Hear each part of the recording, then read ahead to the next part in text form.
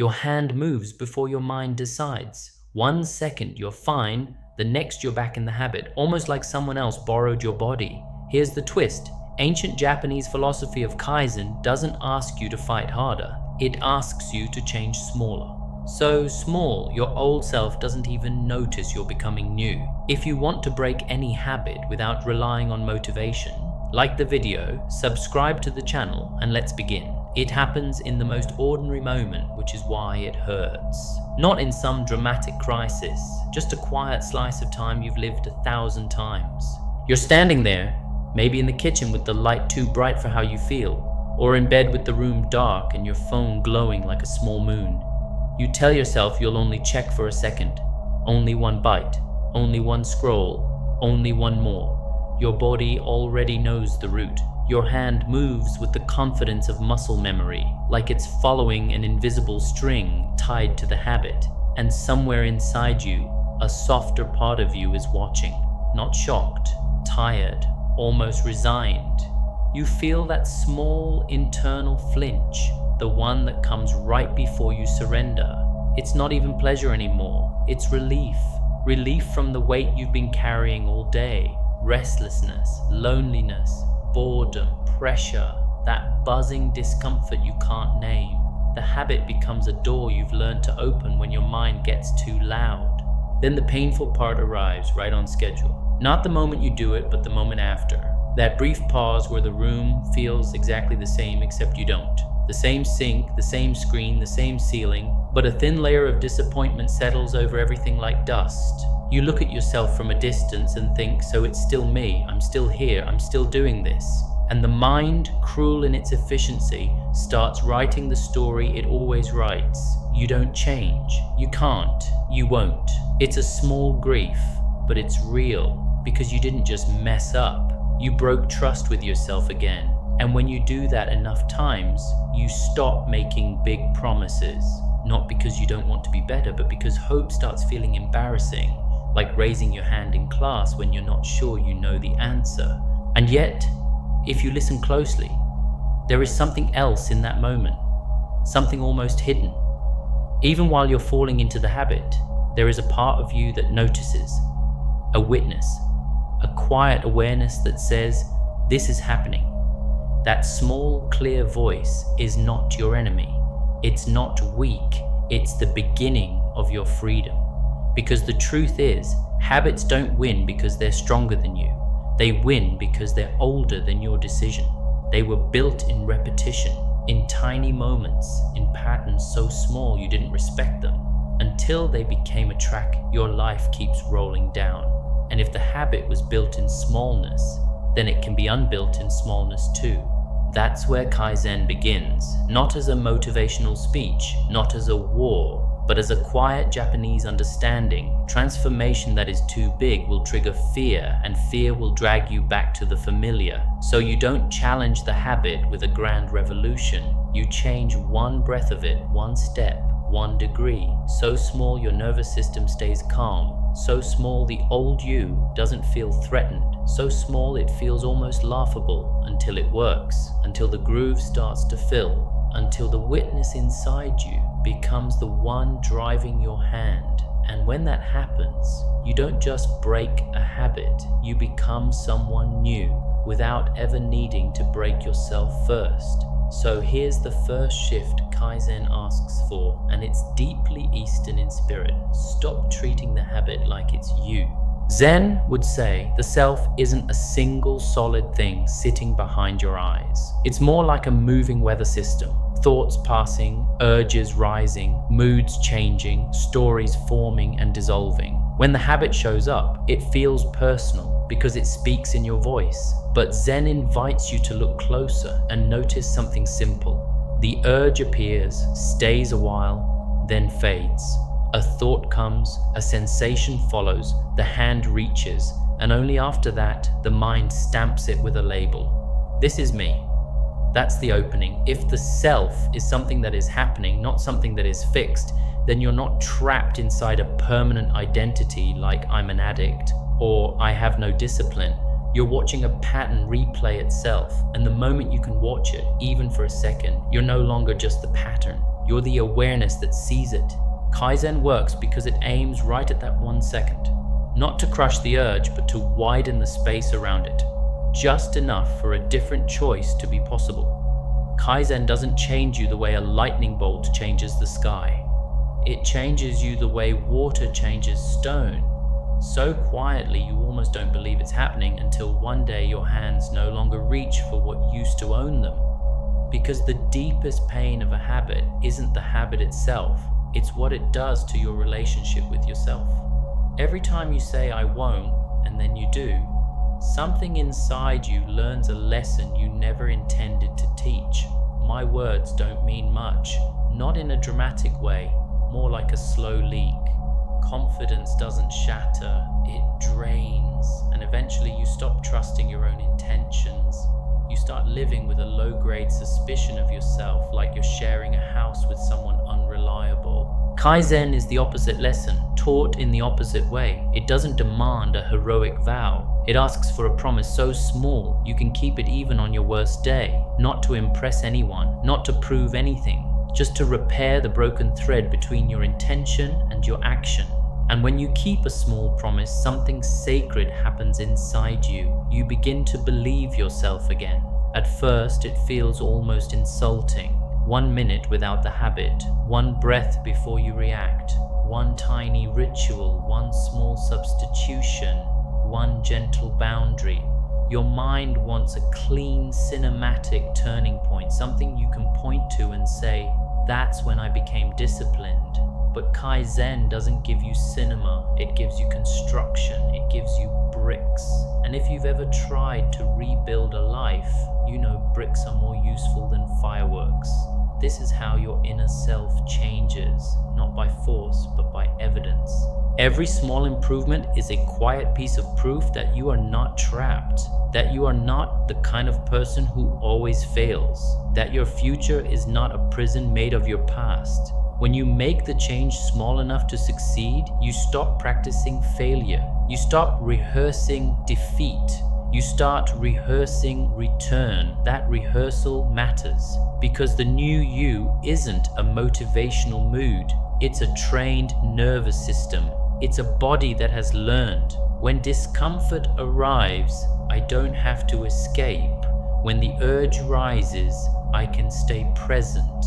When I feel empty, I can care for myself without harming myself. And this is where it gets emotional because you begin to meet parts of you you've been numbing out.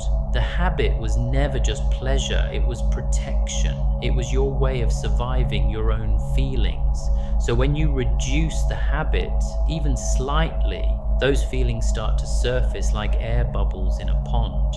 You might feel anger you swallowed for years, loneliness you kept busy, grief you never processed. The old you wasn't weak, the old you was coping.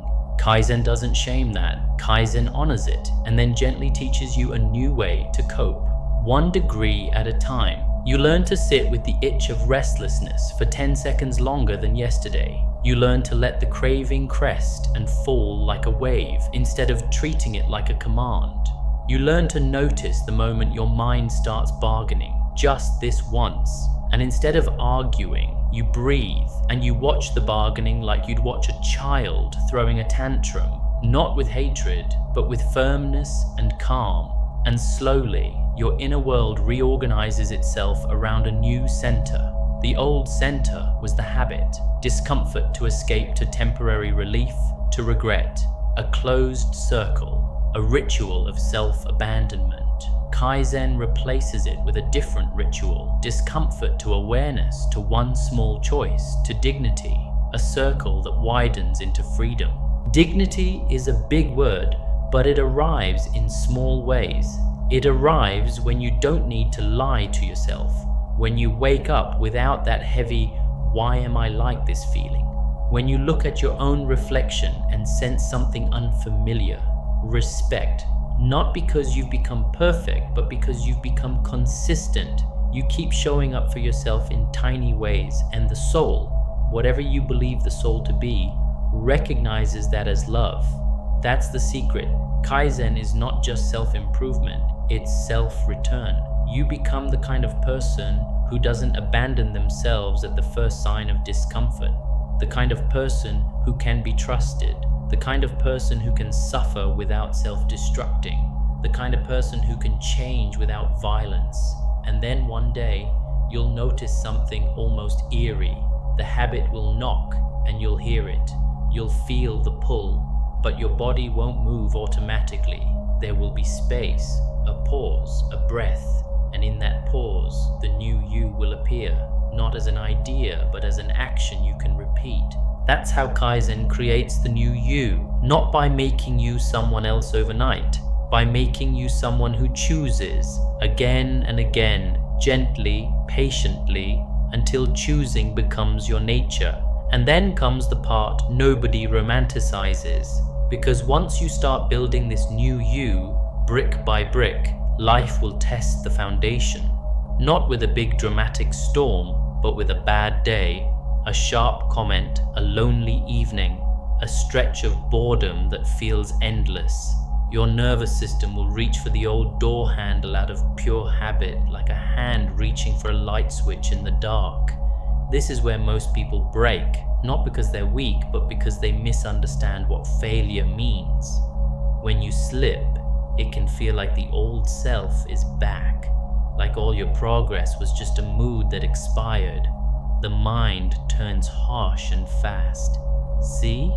You don't change, and the pain isn't only guilt, it's grief, because you tasted a different way of living and now it feels like you've lost it. But Kaizen asks you to notice the real moment of danger. It's not the slip, it's the story you tell after the slip. A slip is an event, a story becomes an identity. If you treat the mistake like a verdict, this is who I am, you fall back into the old circle. The habit will even use your shame as fuel. You already messed up, so go all the way. That's how relapse becomes a spiral. Not because you failed once, but because you punished yourself for failing. So the Kaizen way is quieter and harder in a deeper sense. You don't add suffering to suffering. You let the pain be clean. Clean pain is simple. That happened. I feel disappointed. I'm human. No drama, no self-hate, no courtroom, just truth. And truth, unlike shame, doesn't chain you to the floor. Zen would call this returning. Not starting over, but returning. Like coming back to the breath when the mind wanders. You don't scream at yourself for wandering. You notice and you come back. Again, that's the whole practice. So in the exact moment after a failure, you do something that feels almost unnatural. You don't negotiate with your self-respect. You protect it. You say gently but firmly, I'm not going to make this worse by hating myself. I'm going to learn. Because every relapse carries a message, not a moral message, an informational one. It tells you what state you were in right before you reached for the habit. Were you tired, hungry, lonely, overstimulated? Did you feel rejected? Did you feel numb? The habit is rarely random. It's usually a response to a particular kind of inner weather. Kaizen turns failure into a lantern. It asks, what was the trigger? Where was the weak link? What small adjustment would make tomorrow easier? Not a huge plan, a small adjustment. Because small adjustments are how you stay in the game when your heart feels bruised. Maybe you realize the habit spikes at night when you're alone, when the day's adrenaline wears off. So your Kaizen move is not be stronger. It's change the first 5 minutes of night. You make tea, you shower, you put the phone in another room. You create a tiny ritual that tells your body, we are safe, we are not escaping anymore. Maybe you realize you relapse when you're exhausted. So the Kaizen move is not discipline, it's sleep. A 10% improvement in rest can collapse a craving that looked like a monster. Maybe you realize the habit is your way of asking for comfort. Then Kaizen teaches you something tender. You weren't craving the habit, you were craving relief. So you practice giving yourself relief in a way that doesn't cost you your dignity afterward. And here's the emotional truth that changes everything. The new you isn't proven on your best days. The new you is born in the aftermath of a bad day. when you mess up and still return, when you slip and refuse to spiral, when you feel distress and instead of running, you sit with it for 10 seconds longer than last time. That's not weakness. That's the deepest form of strength. That's the moment your identity shifts quietly, internally, because you've just taught your nervous system a new rule. We can feel pain without self-destruction. So when failure comes, and it will, don't meet it like a judge. Meet it like a craftsman. A craftsman doesn't smash the bowl because the glaze came out imperfect. They study the heat. They adjust the timing. They try again with steadier hands. That's Kaizen through distress, not perfection but return, not self-hatred but repair, not I failed but I'm learning the shape of my triggers. And each time you return without violence toward yourself, you deepen the new groove. You make it easier to choose differently next time. You're not trying to become a person who never falls. You're becoming a person who always comes back. So if you're hearing this and thinking, yeah, that's me, don't turn it into a sentence. Let it be a beginning. Kaizen isn't asking you to become a different person overnight. It's asking you to stop abandoning yourself in tiny moments. One breath before you react. One small promise you can actually keep. One return after you slip. And if you can do that quietly, consistently, then the new you won't be a fantasy you chase. It'll be someone you recognize in the mirror because you built them with your own hands. If this hits something real in you, like the video, subscribe for more and drop a comment. What habit are you trying to break? And what's the hardest moment for you? The craving, the loneliness, or the aftermath? I read the comments and I'll meet you there.